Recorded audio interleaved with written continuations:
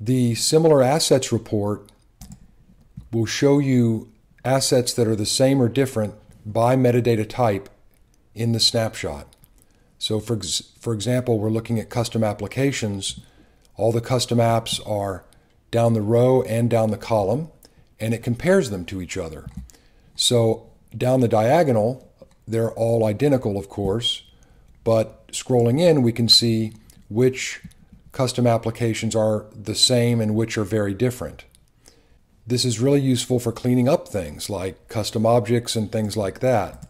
So let's select custom objects, and you'll see again, what's the same and what's different. And as you scroll into the interior, you can find out things like, well, wait a second, the initiatives object is exactly the same in the game plan package, and there's an unpackaged version of it. What's the deal with that?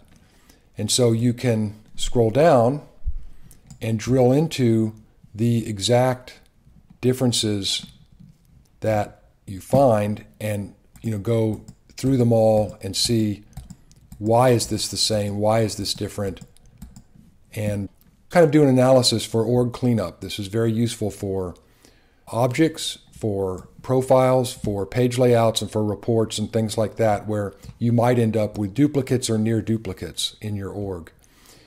Of course, you can always export this preview information immediately, or just scroll around and look at it.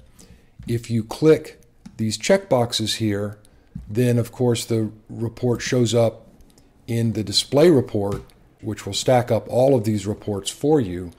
And the most useful thing there is you can either export that immediately, or you can schedule that report for automation scheduling. So every time there's a new snapshot, send the PDF of this report in email, or to Chatter, or to Content, or whatever you want to do. Okay, that's the similar assets report.